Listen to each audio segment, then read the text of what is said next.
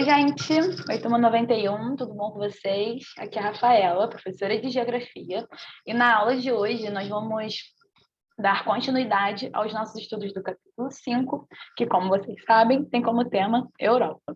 Vamos nessa? Deixa eu diminuir aqui. Então vamos lá, galera. A aula de hoje vai ter uma dinâmica um pouquinho diferente da que a gente está acostumada, né? Hoje nós vamos fazer a correção dos exercícios diversos número 8, referente, né, aos conteúdos do capítulo 5. E o nosso objetivo ao realizar essa correção é treinar, né, o tipo de resposta que a gente tem que dar, respostas completas, eficientes, com todas as informações necessárias. Todos esses exercícios já foram passados para vocês como dever de casa. Então, a intenção, né, a ideia é que vocês já tenham realizado os exercícios e façam as correções, os complementos necessários para que a nossa resposta fique do jeito que eu vou passar para vocês na aula de hoje, beleza? Então, vamos nessa. Ó. Questão 1. Como é a agricultura na Europa desenvolvida? A agricultura na Europa desenvolvida possui um elevado nível tecnológico, caracterizada por um elevado índice de produtividade. Questão número 2. Qual é o principal cereal produzido na agricultura na Europa desenvolvida? Os cereais se destacam na produção agrícola na Europa, o trigo é o principal produto, mas há também produção de outros cereais, como aveia, centeio e cevada. Questão número 3. Por que houve redução do número de trabalhadores rurais na Europa desenvolvida? A agricultura na Europa desenvolvida possui um elevado nível tecnológico e isso reduziu o número de trabalhadores rurais. Questão 4. Quanto ao desenvolvimento da indústria, como fica dividida a Europa? Então, vamos lá. Ó. Quanto ao desenvolvimento da indústria, a Europa fica dividida em duas partes, a Europa Ocidental e a Europa Oriental. Questão número 5. Compare a riqueza e o desenvolvimento da Europa Ocidental com a Europa Oriental. A Europa Ocidental é uma região rica que, desde o término da Segunda Guerra Mundial, vive, né, num regime capitalista. Já a Europa Oriental, ela é composta por países da extinta União Soviética, né, e é uma região mais pobre. Tá? Após o término da Segunda Guerra Mundial, né, até 1991, eles optaram por viver no socialismo. Questão número 6. Como é o setor industrial da Europa Ocidental? A Europa Ocidental vai possuir um setor industrial moderno e diversificado, indo da indústria de base até a tecnologia de ponta. Isso proporcionou o surgimento de diversas empresas multinacionais. Questão 7. Qual foi o principal recurso energético da primeira Revolução Industrial? Nossa, esse assunto a gente já falou diversas vezes, né, ao longo desse ano. Na primeira Revolução Industrial, o carvão foi o principal recurso energético. Questão 8. O que impede as indústrias da Europa Ocidental de agredirem o meio ambiente? Na Europa Ocidental, há uma consciência ecológica em favor da preservação da natureza, impedindo que as indústrias agridam o meio ambiente. Questão 9. Por que a Europa é um continente extremamente urbano e industrializado? A Europa é um continente extremamente urbano e industrializado. A grande maioria das pessoas vive em cidades. Nelas é que se encontram as oportunidades de trabalho. A mecanização do campo provocou um êxodo para as cidades. Questão 10. Por que os países da Europa Oriental não tiveram o mesmo desenvolvimento industrial dos países da Europa Ocidental? Na Europa Oriental, os países não tiveram a mesma evolução dos países da Europa Ocidental.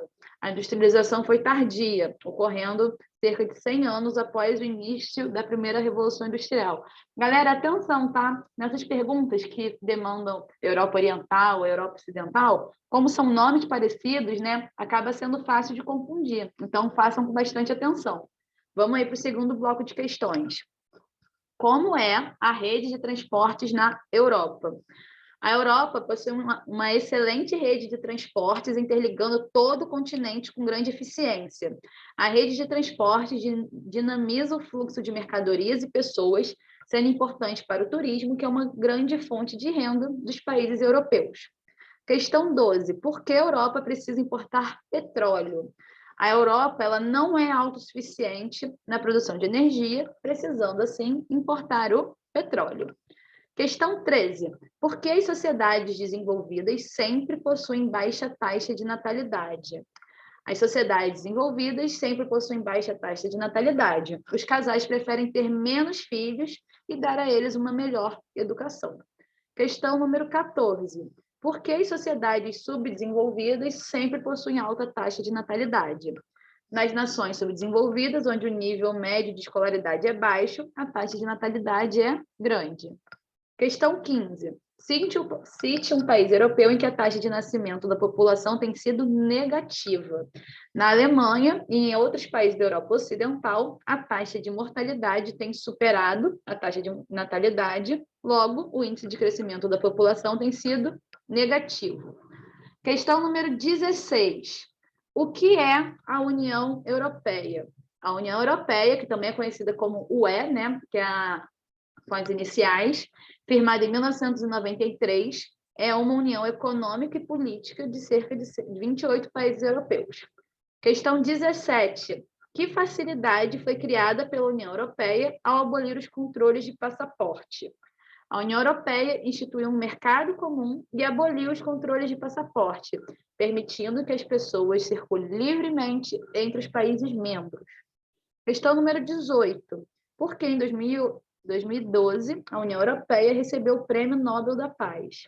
Em 2012, a União Europeia recebeu o Prêmio Nobel da Paz por ter contribuído para a paz, a democracia e os direitos humanos na Europa.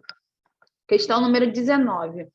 Qual a consequência da diminuição da população economicamente ativa nos países europeus? A diminuição da população economicamente ativa nos países europeus exigiu mão de obra estrangeira, estimulando o fluxo de imigrantes para a Europa. E, para finalizar, saideira, que tipos de trabalho costumam ter na Europa Ocidental os trabalhadores vindos de outros países? A maioria dos imigrantes costumam trabalhar em atividades que exigem menor qualificação profissional e buscam oportunidades de trabalho e melhores condições de vida. Beleza, gente? Façam as correções necessárias, vejam, né, se está batendo a resposta que a gente trabalhou na aula de hoje com a que vocês tinham feito, e façam complementos, correções, e qualquer coisa, né, só chamar se vocês tiverem dúvida, tá bom, galera? Vamos também deixar combinado a nossa atividade devolutiva número 4. O que vocês vão fazer, pessoal? Vocês têm que responder o que é a União Europeia, com no mínimo 20 linhas, tá bom? Atenção aos parâmetros, tá? Essa resposta tem que ter pelo menos 20 linhas. Então, capricha, tá bom? Fica por aqui. Um beijo, se cuidem, até a próxima. Tchau, tchau.